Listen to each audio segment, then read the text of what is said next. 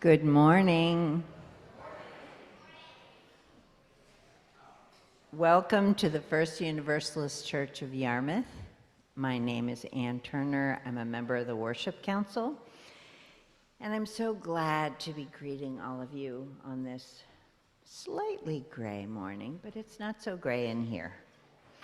A warm welcome to all of you gathered here in our sanctuary, and a warm welcome as well to you with us on Zoom this morning. At First Universalist, our mission is to explore our faith, embrace this community, and engage the world as spiritual seekers. May we take these words to heart. If this is your first time with us in our congregation, welcome. We invite you to fill out a connection card that's located in your pew. So we may connect you with programs here that interest you. You can drop this in the offering plate when it is passed later in our service. For those of you joining us with young children, nursery care is available during our service for babies and toddlers. Our nursery is located out this side door and down the hallway on the left. Following our time of wonder this morning, all children are welcome and invited to join Mac downstairs for Children's Chapel. Before we begin our service this morning, we have 3 announcements. Following our service today, Reverend Hillary will be holding our monthly Soul Matters discussion. Grab your coffee and join her in the common room at 11:45 to enjoy our October theme of heritage. The conversation will go until 12:30. All are welcome. Second announcement is following our service last week, there was lots more interest in becoming a part of the Hearts and Hands team. Those are the folks that put their name on a list and say, I'm glad to help when somebody needs it with food or rides or anything that's needed. Ruth White, who is right there, will be downstairs in the gathering room while we're having our coffee, and she's got a sign-up sheet. So if you want to be part of that team, please see Ruth. Our third announcement is a reminder that this Wednesday, here in the sanctuary at 6:30, the Reverend Dr. Jody Hayashida will be offering a presentation on behalf of Moral Movement Maine, which is a new statewide interfaith movement organizing social action toward a more just, inclusive, and prosperous Maine that works for everyone. Please join us for what is sure to be an engaging and activating evening with Reverend Jody. And an invitation is out to the wider community, so bring your friends. And now I invite you to take a deep breath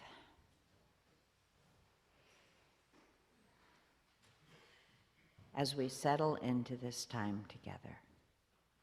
Our music director, Sam Chandler, will lead us into worship.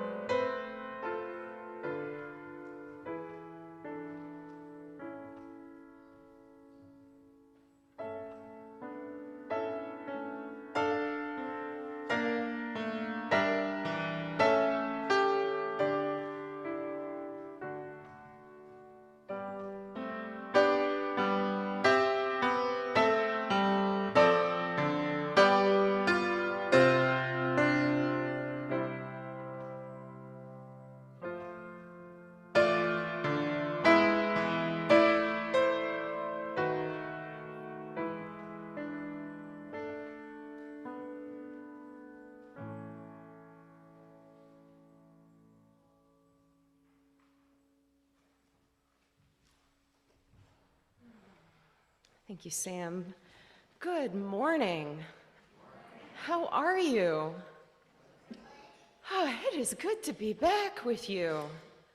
I've felt a lot of things and thought a lot of things these past couple weeks, but a big thought I had was that COVID is not fun, and I strongly recommend you avoid catching it. Let me tell you, whoa.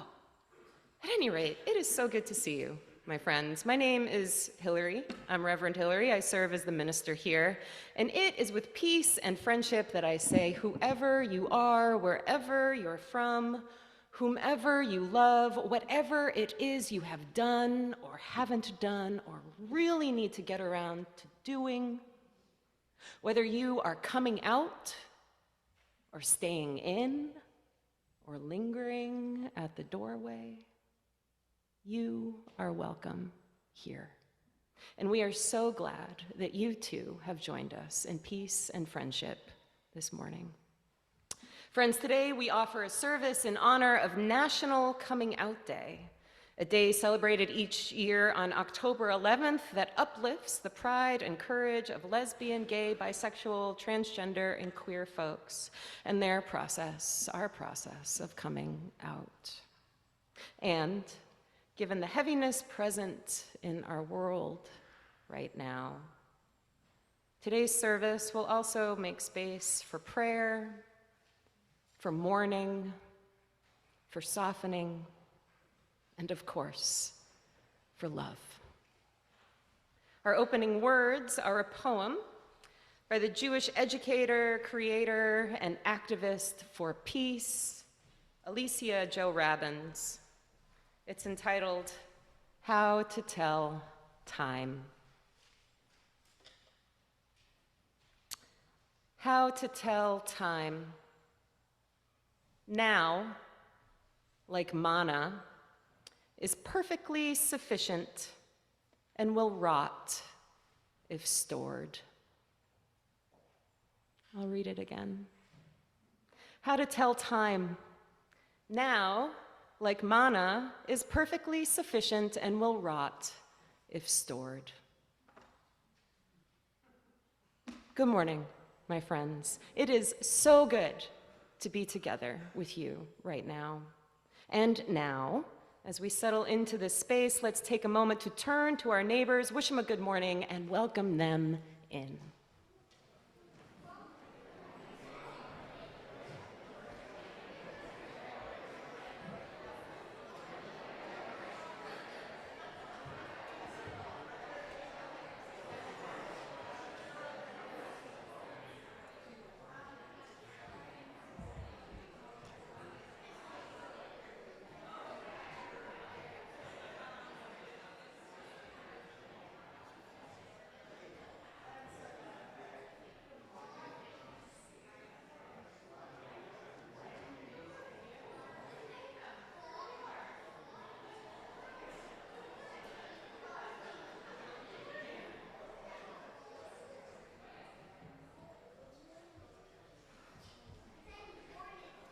Our opening hymn is number 1009. It is in your teal paperback hymnal, and there is a bit of a preamble to this one.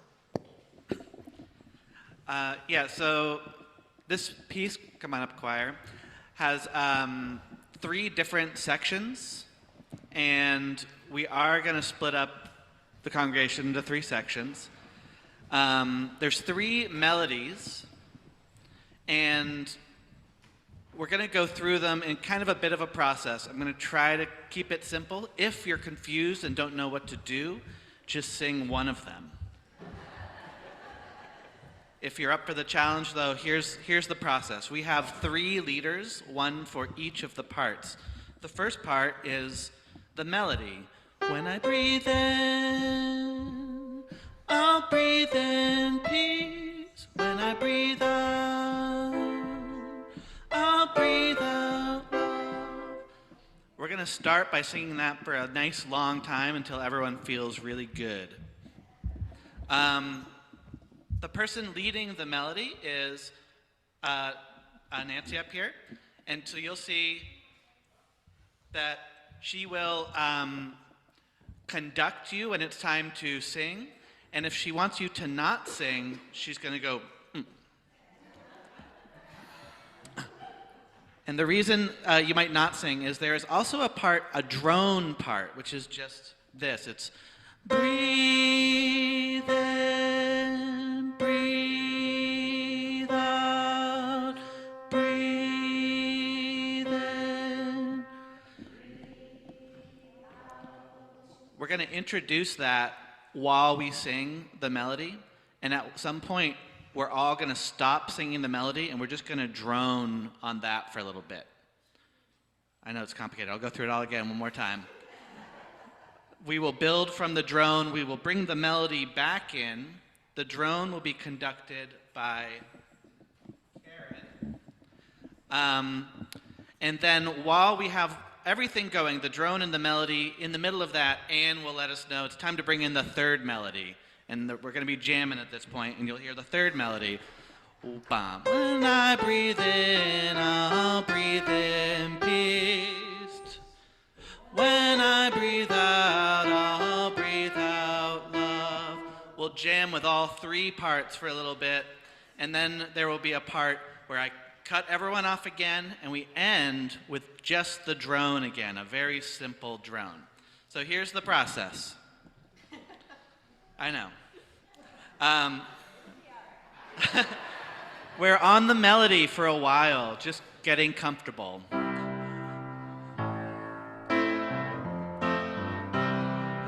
I breathe in, I'll breathe in peace. When I breathe out, I'll breathe out love.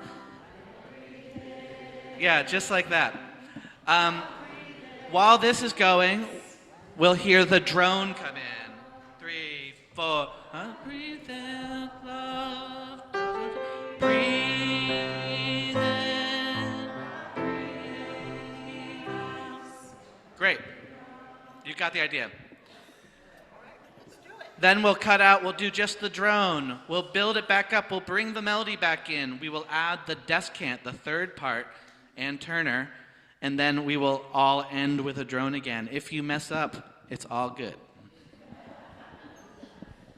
Okay, so our conductors on the melody, we have Nancy up here in the purple. On the drone, we have Karen, also in purple. And the descant will be conducted by Ann Turner over here in the maroon? Orange. Okay, here we go. Let's jam. And just feel it and be comfortable.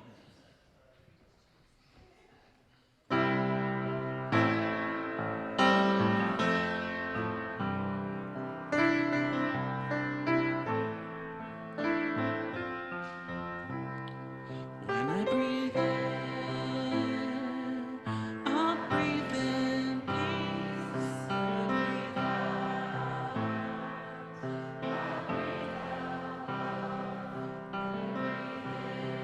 love.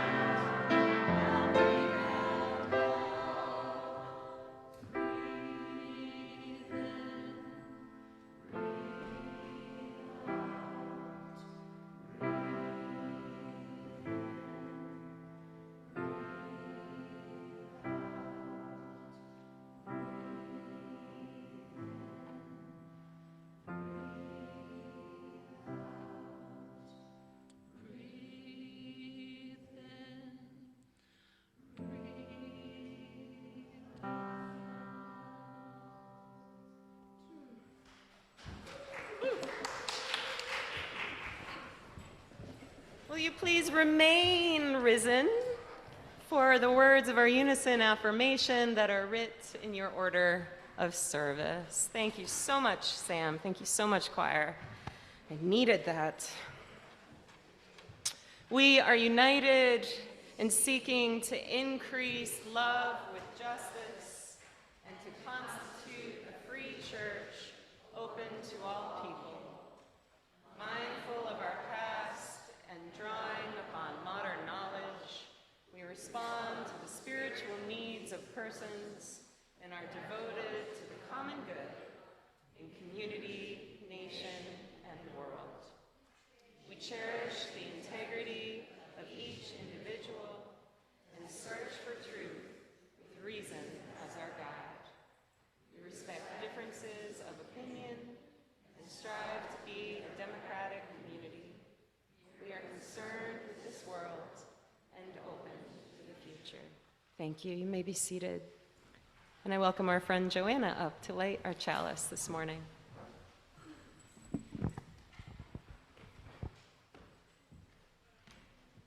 Good morning. I'm Joanna Landsman. I'm not Steve Thomas, in case you were looking at your order of worship. To me, the lighting of the chalice is a simple reminder of the fact that I believe we have within us something sacred, something divine, a fundamental spark that transcends borders, transcends boundaries, even species, and it connects us. Now, we don't always know or feel that divine spark when we look at ourselves or when we look at others, but I believe it's there, and even if that light is just a little flicker. So Reverend Hillary included a poem in this week's channels. It was by an author named Mahmoud Darwish, and it was called Think of Others. And although the message of this poem is much more profound and complex than the simple lighting of the chalice, the last two lines of the poem really spoke to me when I was thinking about what to say this morning. He wrote, "As you think of others far away, think of yourself. Say, if only I were a candle in the dark." Well, you and I, we are candles in the dark. And this chalice reminds me of that each time that we light it. So if there are any children here this morning who would like to come up and help me light the chalice, now would be a perfect time to do that. Good morning. You know the words? Come on up.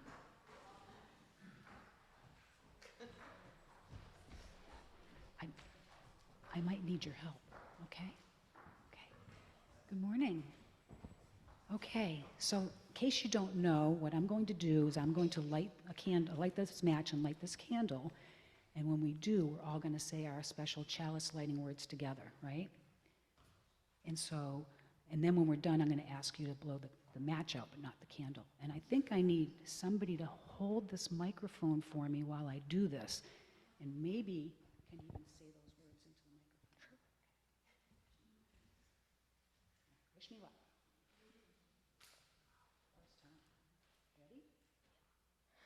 We light our chalice in peace and friendship.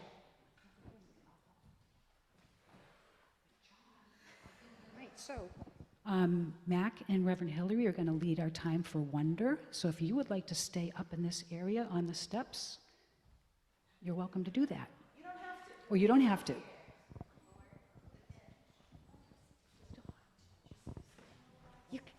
You guys can come stand by me if you want. Hi. Hey, good morning, good morning, good morning. How's it going? Yeah, you can stand, you can sit, whatever feels good. That's how we roll. All right. Hey, Mac. Hello, good morning. How you doing?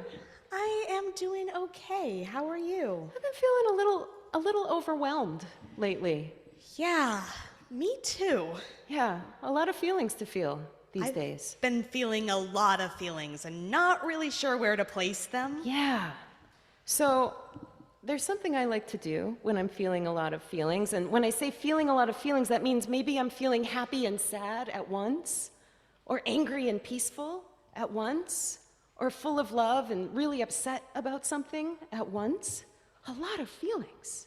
That's how I've been feeling lately. Anybody else been feeling that way lately? Yeah, a little bit, little bit, little bit. So something I like to do when I'm feeling all the feelings is try to get out of my head a little bit and come back into my body, how I'm feeling in my body. And there are lots of prayers called body prayers that you can do that help you come into your body, into your heart when you're feeling a lot of feelings. And I would like to teach you all one today. And you all here, I know you're going to pick this up like that, and you're going to help lead the congregation.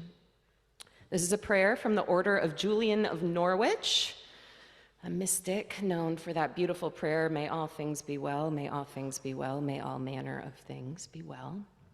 And this is a prayer in which we use our arms a lot. Okay. So you can, if we want to shake out our arms or legs, which is also what I'm doing right now. Ready to use my arm. Yeah, we can flap. Yep. Whew. So this is a prayer to bring in peace, to breathe in peace Okay. and breathe out love. Okay. And you use your arms to symbolize. I like how, yeah, we could do a little this. Yeah, all right, we're ready. So the way it starts is you put your hands together as though someone was going to pour some peaceful M&Ms into them. And this is called in the prayer a wait. So you're waiting. You're waiting. You're waiting for peace to come. A wait.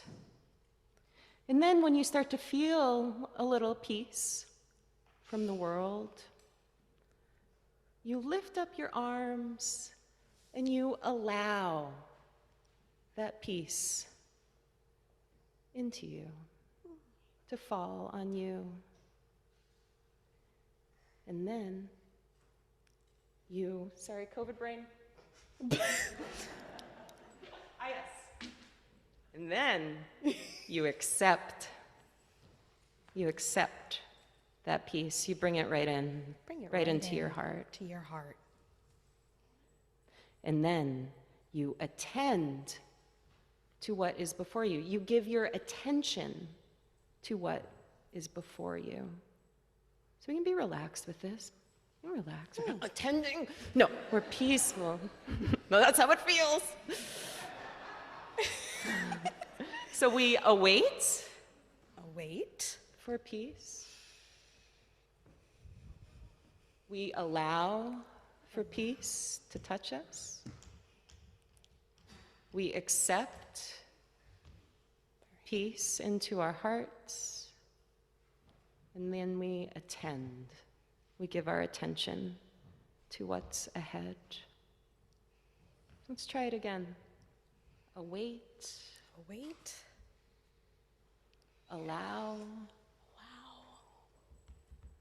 accept, attend.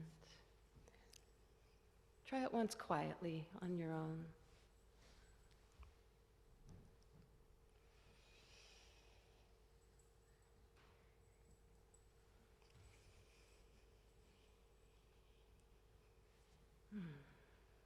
Breathe in peace, breathe out love, friends. Mac, you know what this little prayer reminds me of? What does it remind you of? It reminds me of our children's blessing. That's right, that we say every Sunday before you all head off to have some good times in Children's Chapel. Shall we say it together? I think we shall. All right.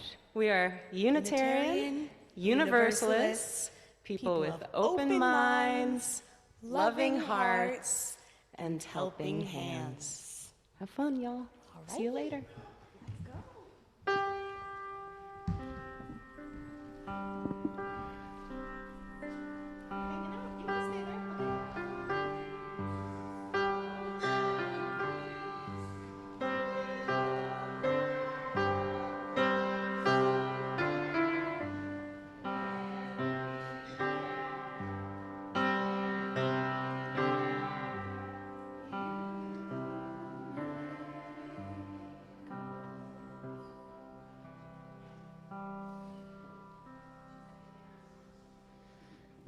We now come to the time in our service that we set aside for quiet prayer and meditation. This can be a time for reflection or looking forward, a time of offering prayers to those in need of a prayer, and a time to simply be here now. Following our moment of quiet, I'll ring a chime, and all will be welcome to come forward and share a joy, sorrow, or concern you have today. But first, won't you join me now in taking a deep, refreshing breath in, a calming breath out, and enter into a sacred time of silence. Another short moment of quiet.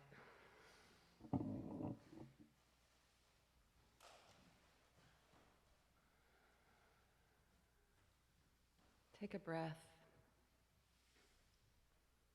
Let your heart soften and your mind quiet. If it feels good, close your eyes.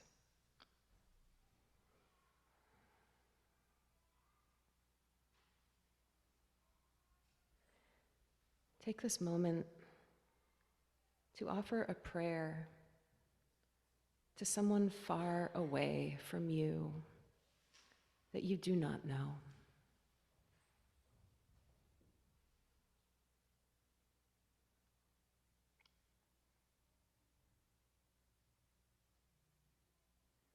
Offer a prayer for someone you do know who is not with you right now.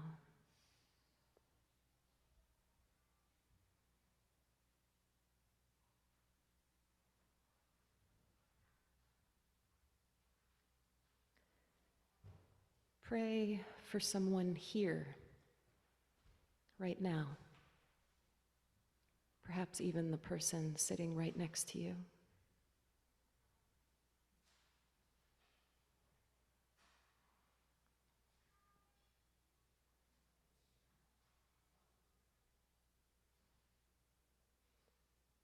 And now, pray for a moment for yourself.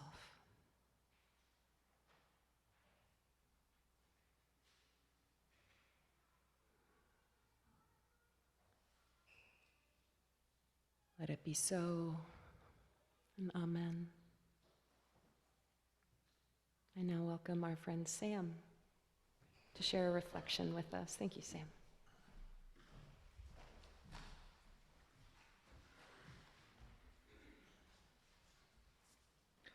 Hi, I've been asked to offer a reflection on this idea of now is the time and in honor of National Coming Out Day.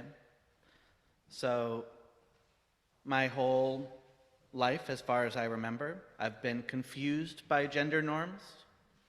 I think the idea of blue and pink are odd, that one is for one and another is for another.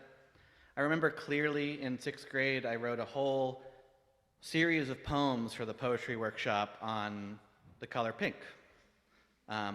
They were not good. And then throughout the years, continued to explore that identity, eventually identifying as bisexual, and then later on identifying as queer and non-binary. So now is the time, since the past is gone and the future is too far away, to say I'm queer, I'm non-binary, I'm here, I'm not going anywhere, and I use they, them pronouns.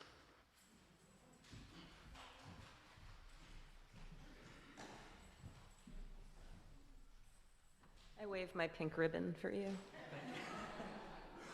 I welcome Anne up to introduce our offering this morning. Thank you so much, Sam.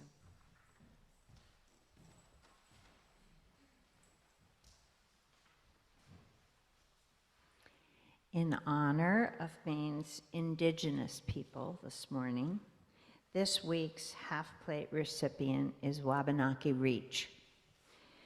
Reach supports the self-determination of Wabanaki people through education, truth-telling, and restorative justice in Wabanaki and Maine communities. One example is the Indigenous Peoples History Exploration that was offered this month, sponsored in part by First U. Speaking truths and elevating difficult conversations is about hope and justice, is the work of Wabanaki Reach. Your generosity is appreciated. Thank you.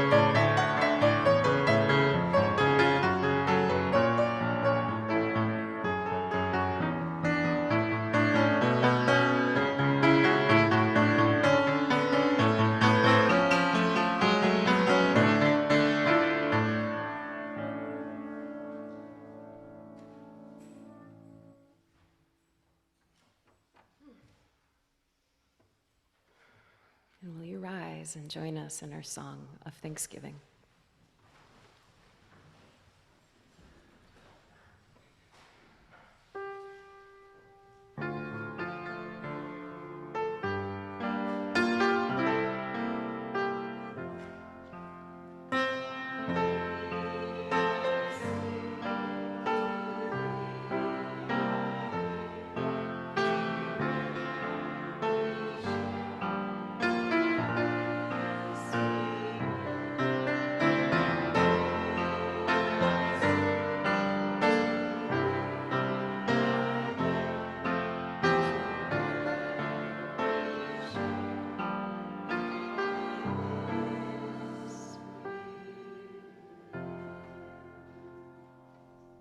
Thank you all for your generosity. Please be seated.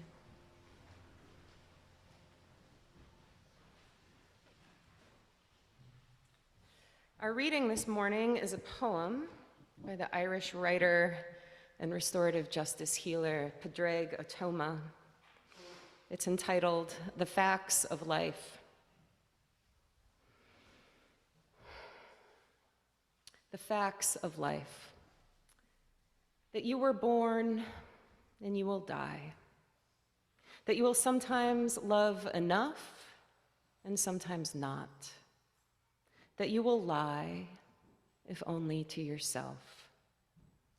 That you will get tired. That you will learn most from the situations you did not choose.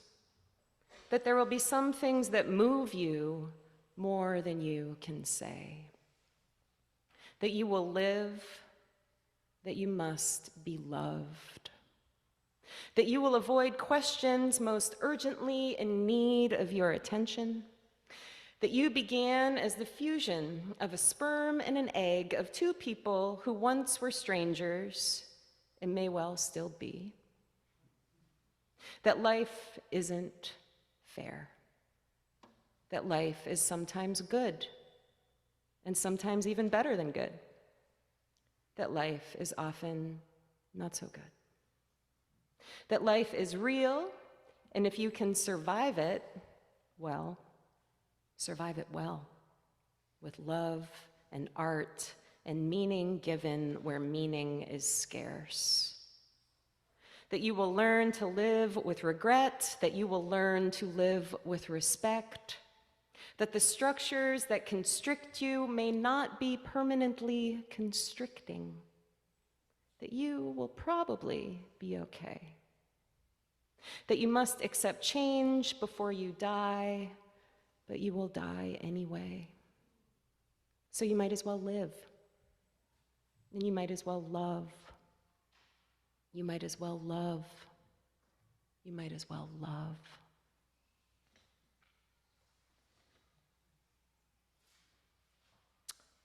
On June 26th, 2015, the United States Supreme Court struck down the ban on same-sex marriage and legalized it in every single state of this country. That summer, I was completing a unit of clinical pastoral education, basically a full-time internship as a hospital chaplain at the University of Virginia Medical Center in Charlottesville. CPE is a requirement for UU ordination, and for those who accept the challenge, CPE generally proves to be a totally life-altering experience. My time in hospital chaplaincy has stayed with me in more than memories. It is a sensation lodged in my body. Sometimes I think the purpose of CPE is not so much to teach ministers the art of pastoral care, but rather to permanently break our hearts open. Teach us how much compassion we are actually capable of experiencing for another. We probably all should do a unit of CPE, a requirement for being ordained into life as a living, breathing human. A time to learn the facts of life. I have shared vignettes from my hospital chaplaincy stint with you in the past. Though that experience is always with me, the real vivid memories of it often arise when there is a heaviness, a deep known and felt wound ripping in the world at large, or in here, or in here. And so, when we considered offering a service for National Coming Out Day, honored on October 11th, 4 days after Hamas attacked Israel, and 4 days into this deep wound of a cruel genocidal war, two thoughts arose in my mind. Hospitals. And then, that week in June, when gay marriage became law of the land. A week I don't think I'll ever forget. That day and that night before the decision, I was the on-call chaplain in the hospital, wandering the sterile floors from 9 a.m. June 25th, all night through 5 p.m. June 26th. I had limited patience around 1 a.m. for the woman alone in her room post-op who called me in because she wanted to talk to someone about the evil taken over America. She asked me to show her all the places in her Bible where it was written that homosexuality was a sin. A lifelong student of Buddhism, I couldn't have met this request if I tried. So instead, I flipped haphazardly the thin pages of that holy book and asked about her family. She told me stories about her grandchildren. I said a prayer for her healing, told her to get some rest, and left after just a couple minutes. I could have, should have attempted a more productive conversation, but I didn't. After wandering around for a while, I headed back to my cot in a windowless room with a cross on the wall and a Bible by my bedside. I lay down, closed my eyes, and watched as an experience from earlier that night replayed in my mind. I'd been paged to a room where 2 nurses and a doctor stood over the bed of an unconscious woman struggling to breathe. Another woman, stone-faced, stood resolutely at her side. She was introduced to me as a friend of the patient, which she then repeated to me, "I'm her friend." But in a split second, I knew she was more than a friend. I have been gay a long time, and I tend to know my kin when I am with them. I don't remember the situation, but I know bad news had just been delivered. Despite her stoicism, there was panic in the eyes of the woman, the friend, standing there, clenching her jaw, nodding as the doctor spoke. More than once, lightning fast, she dabbed tears from her eyes. Chaplains are generally called to sit with people in the fallout after bad news has been given. And so my entrance was cue for the medical team that they could leave and leave it to me now. As they went to go, a nurse moved to adjust an IV in the neck of the patient, and when she did, the woman, the friend, standing by, bent over her beloved with ferocity. "Please don't touch her." She looked up at all of us, tears streaming now. "I'm sorry, thank you. Can you all just please leave? I just need to be with her right now." We honored her request. I left the room, headed to the elevator, hit the L, landed in the lobby, walked out the doors, sat on a curb, and cried. The facts of life, that you will learn most from the situations you did not choose, that there will be some things that move you more than you can say, that you will live, that you must be loved. The irony of National Coming Out Day is that most anyone who is gay knows that coming out is a lifelong, continual process. In every new environment, in every new relationship, a queer person has a choice to make it publicly known that they are gay or not. And with each new person they tell, each new arena in which they are out or not out, things change. We change. Sometimes for the better, sometimes for the worse. At least this has been my experience. In her memoir, The Argonauts, queer literary theorist Maggie Nelson explains that queerness, that coming out, is a becoming which one never becomes. A becoming which one never becomes.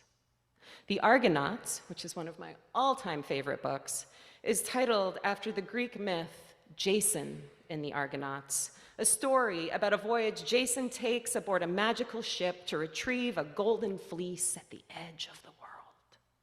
The ship is called the Argo,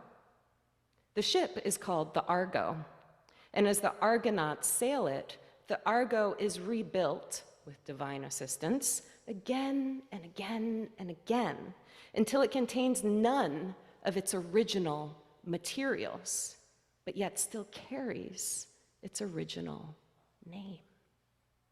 Nelson uses this conceit to describe the experience of being queer, and she also extends it to many other human experiences, like falling in love, getting married, pregnancy and parenthood, grief and illness, just getting older in general. All of these are common yet climactic moments in our lives wherein our eternal selves are renovated and rebuilt, sometimes completely, but we, and often, but not always, our name, still remain. Such is the process of being alive. Am I right? We are all in the midst of a becoming which we will never become.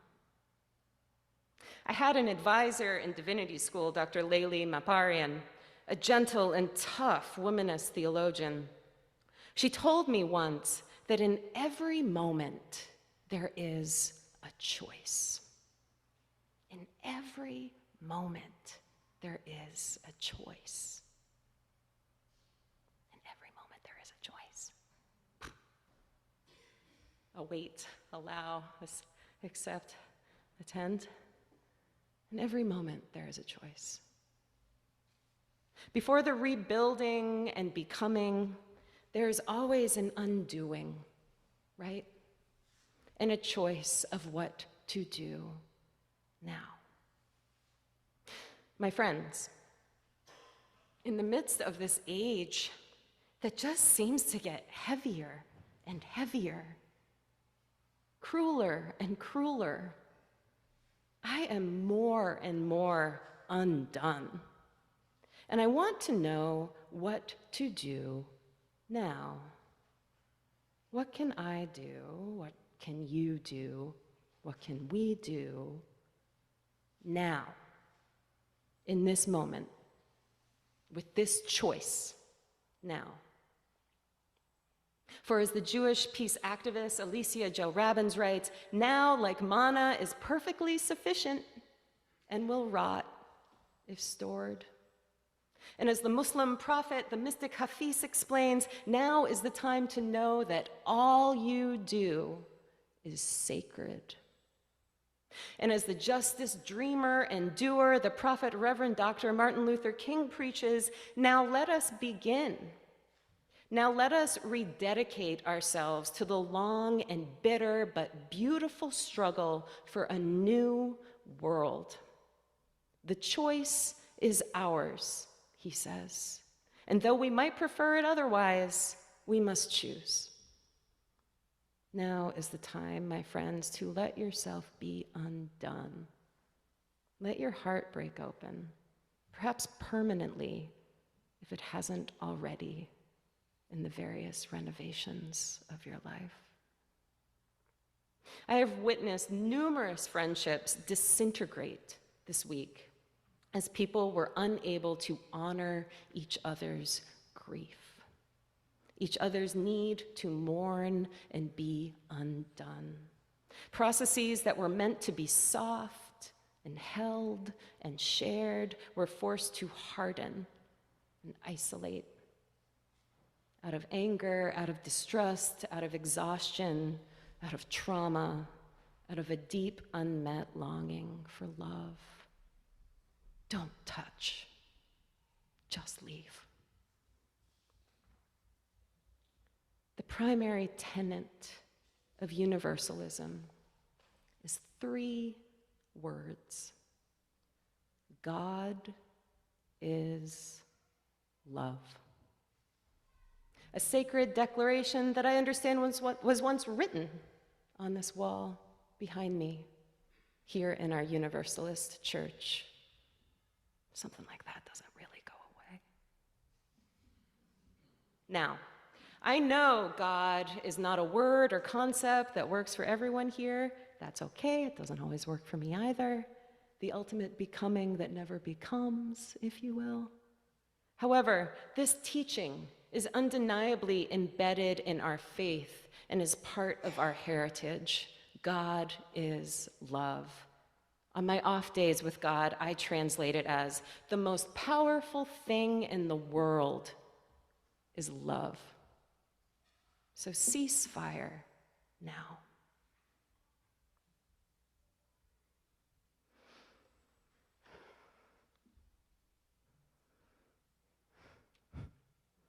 Ceasefire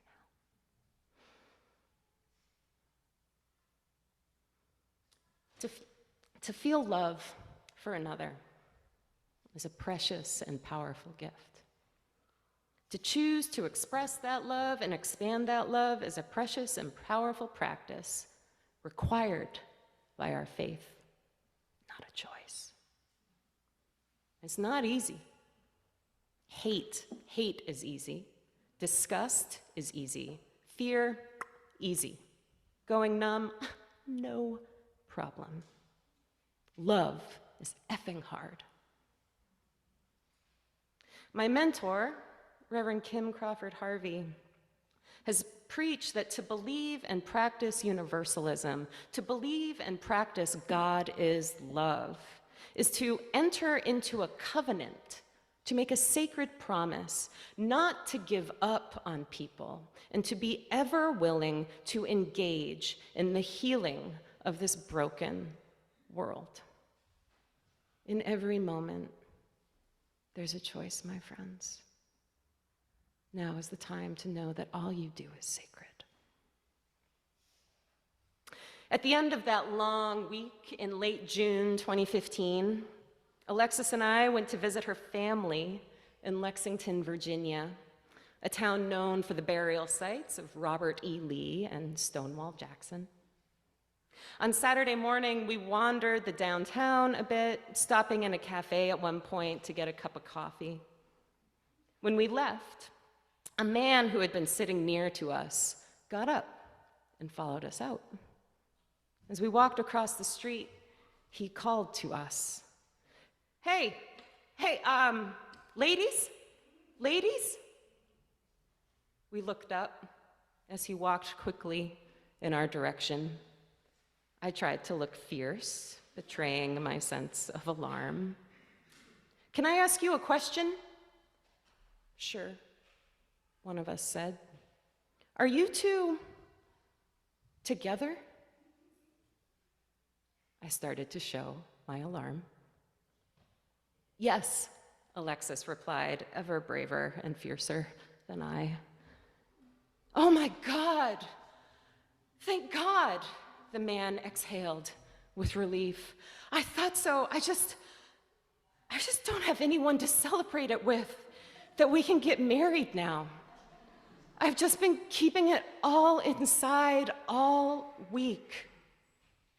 Softening, we both smiled. Would it be all right, he said, tears streaming down his face. Would it be all right? Can I give you a hug? And the three of us stood there in the middle of the sidewalk in Lexington, Virginia, in a group hug.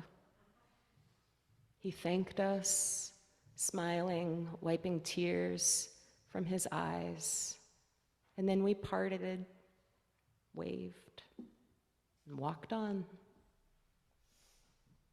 The facts of life: that you will learn to live with regret, that you will learn to live with respect, that the structures that constrict you may not be permanently constricting, that you must accept change before you die, but you will die anyway. So you might as well live, and you might as well love. You might as well love.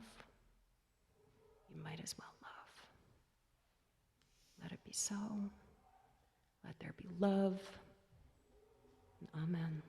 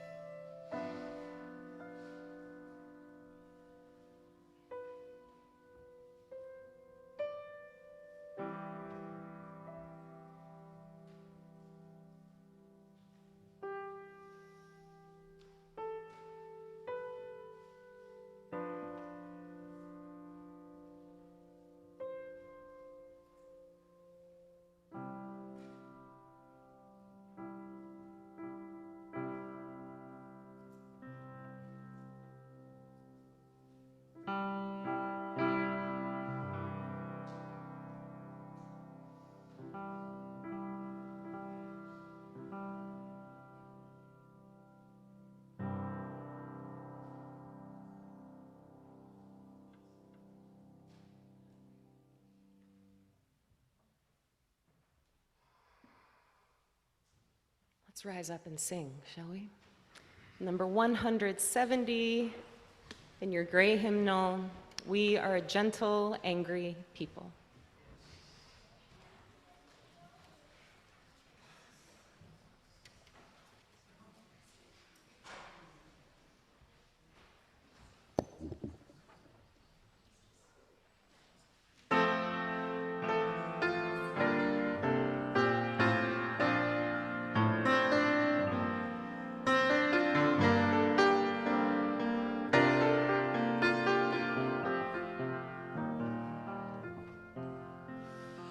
We are a gentle, angry people. We are singing, singing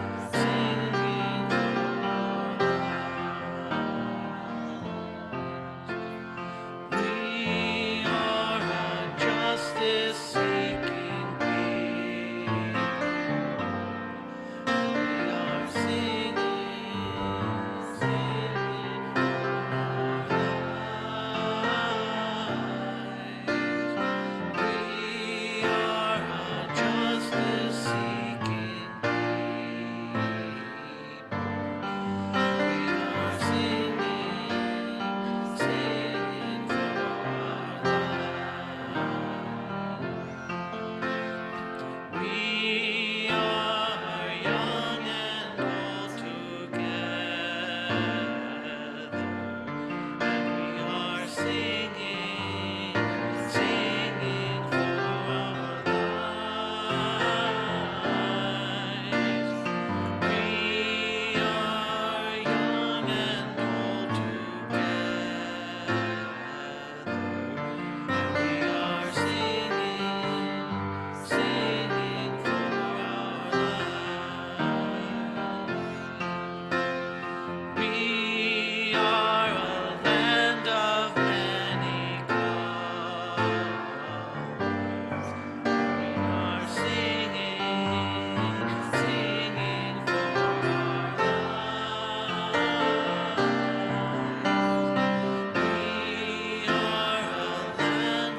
angry